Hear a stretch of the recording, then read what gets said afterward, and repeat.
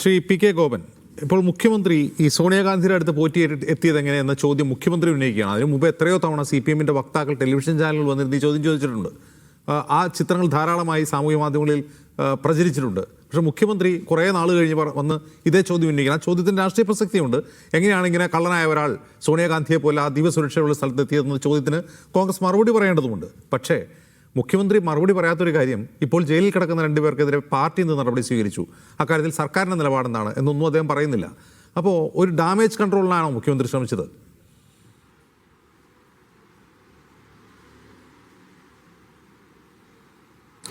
ശ്രീ ദാമോദർ പ്രസാദ് സാറിൻ്റെ അവസാനത്തെ ചില വരികൾ മാത്രമാണ് എനിക്ക് കേൾക്കാൻ കഴിഞ്ഞത്. എനിക്ക് മറ്റൊരു ചാനലിലുള്ളായിരുന്നുകൊണ്ട് ലേറ്റായിട്ടാണ് കയറിയത്.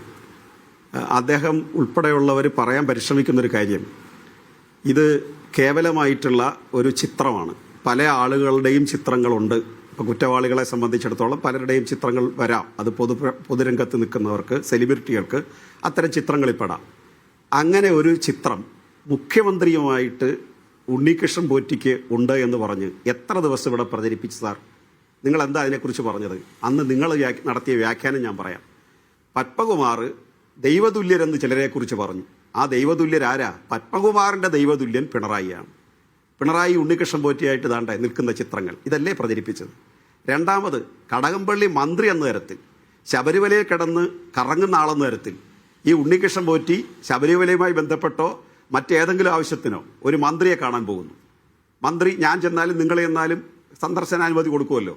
അല്ലാതെ മുഖ്യമന്ത്രിമാർ ചെന്നപ്പോൾ പോലും സന്ദർശനാനുമതി കിട്ടാത്ത സോണിയാഗാന്ധിയുടെ കൂട്ടല്ലല്ലോ. അത് അവർ കൊടുക്കാത്തത് അവരുടെ കാരണം, നമുക്ക് അതിനകത്ത് കുറ്റം പറയാൻ പറ്റില്ല. അത് വേറെ കാര്യം, അത് അവരുടെ ആഭ്യന്തര പ്രശ്നം എന്തോ ആയിക്കൊള്ളട്ടെ. പക്ഷേ കടകംപള്ളിയെ കാണാൻ അങ്ങനെ ചെന്ന ഉണ്ണികൃഷ്ണൻ പോറ്റിയുടെ പടം വെച്ചിട്ട് ബഹുമാന്യനായ പ്രതിപക്ഷ നേതാവ് കേരളത്തിൽ ഉന്നയിച്ച ആരോപണം എന്താ? അദ്ദേഹം ആ ആരോപണം ഉന്നയിച്ച് കഴിഞ്ഞിട്ട് കടകംപള്ളി സുരേന്ദ്രൻ ഡിഫമേഷൻ കേസ് കൊടുത്തു, മാനനഷ്ട കേസ് കൊടുത്തപ്പോൾ പ്രതിപക്ഷ നേതാവ് പറഞ്ഞെന്താ? എനിക്ക് പ്രിവിലേജ് ഉണ്ട്. എന്ത് പ്രിവിലേജ്? ഞാൻ ഭരണഘടനാപരമായ സ്ഥാപനത്തിൻ്റെ ഭാഗമാണ്. ഭരണഘടനാപരമായിട്ട് പദവിയാണ്. പ്രതിപക്ഷ നേതൃത്വം ഭരണഘടനാ പദവിയാണോ സാർ? അങ്ങേക്കറിയാമല്ലോ. അത് വെറും സ്റ്റാറ്റ്യൂട്ടറി പദവിയാണ്. മാത്രമല്ല, ഏതാനും പതിറ്റാണ്ടുകളെ ആയിട്ടുള്ള കേരളത്തിൽ ഈ പ്രതിപക്ഷ നേതൃത്വ സ്ഥാനത്തിന് ക്യാബിനറ്റ് റാങ്ക് പോലും കിട്ടി തുടങ്ങിയിട്ട്. അതിനുമുമ്പ് ക്യാബിനറ്റ് റാങ്ക് ഇല്ല. അപ്പോൾ അങ്ങനെ ഒരു പദവി ഇരിക്കുന്ന ആൾ ഞാൻ ഭരണഘടനാപരമായ പദവിയുടെ പേര് പറഞ്ഞതാണെങ്കിൽ ആരോപണം കേട്ടയാൾ തെളിയിച്ചോട്ടെന്നാണോ? 8 പ്രാവശ്യമാണ് ഡിഫമേഷൻ്റെ പേരിൽ കോടതി അദ്ദേഹത്തോട് തെളിവ് ആവശ്യപ്പെട്ടത്. അപ്പോൾ ഇടതുപക്ഷക്കാർക്കെതിരെ ആക്ഷേപം ഉന്നയിച്ചാൽ അവർ തെരുവിലെ ചെണ്ടയാണ്, അവരെ ആർക്കും അടിക്കാം, അതിന് തെളിവ് കൊടുക്കേണ്ട കാര്യമില്ല. പക്ഷെ ഞങ്ങളുടെ സോണിയാഗാന്ധിയെക്കുറിച്ച് പറഞ്ഞാൽ വിവരം അറിയും. ഈ ന്യായം കേരളത്തിലെ ജനങ്ങളുടെ മുമ്പിൽ വിലപ്പോവില്ല സാർ. ഒന്നാമത്തെ പ്രശ്നം അത്. രണ്ടാമത്, സോണിയാജിയുടെ ആയിട്ടുള്ള കൂടിക്കാഴ്ച ഒരു കേവലം ഫോട്ടോ എടുപ്പല്ലെന്നും അത് ഒരു പ്രാവശ്യമല്ലെന്നും ഇന്ന് കേരളത്തിൽ വ്യക്തമാണ്. കോൺഗ്രസിന്റെ UDF-ന്റെ കൺവീനറാണ് അദ്ദേഹത്തെ അവിടെ കൊണ്ടുപോയിരിക്കുന്നത്. ശ്രീ ശബരിമല ഉൾപ്പെടുന്ന പ്രദേശത്തെ MP ആന്റോ ആന്റണിയാണ് അവിടെ കൊണ്ടുപോയിരിക്കുന്നത്. ആ കൂട്ടത്തിൽ സോണിയാജി ബെല്ലാരിയിൽ മത്സരിച്ചു എന്നോട് ഓർക്കണം. ബെല്ലാരിയിൽപ്പെട്ട ആളാണ് ഗോവർദ്ധൻ. ആ ഗോവർദ്ധന്റെ ചിത്രം അതിനകത്ത് വന്നിരിക്കുന്നു.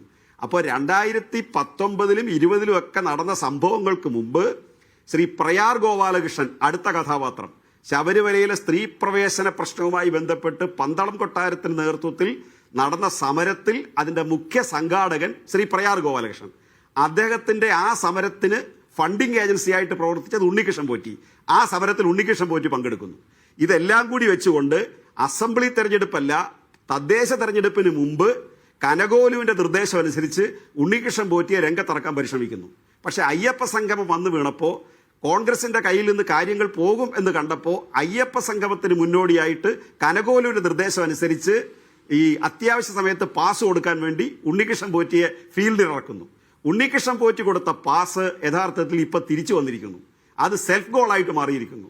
കാരണം ഉണ്ണികൃഷ്ണൻ പോറ്റി കടകംപള്ളിയായിട്ടോ പത്മകുമാറുമായിട്ടുള്ള ഒക്കെ ബന്ധത്തിന്റെ 1000 ഇരട്ടി ബന്ധമാണ് കോൺഗ്രസിന്റെ അഖിലേന്ത്യാ നേതൃത്വമായിട്ടുള്ളത് എന്ന് വ്യക്തമായി.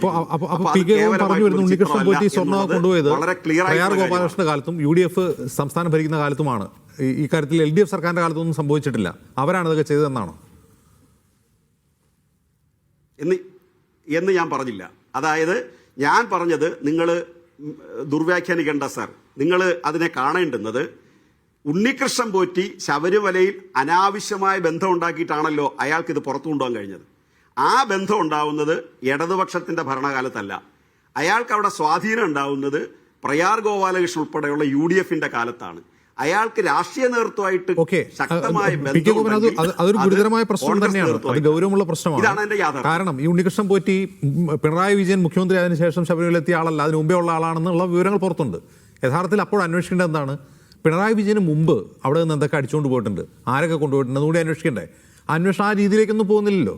ആകെ പോകുന്നത് സ്വർണ്ണക്കൊള്ള മാത്രമാണ്.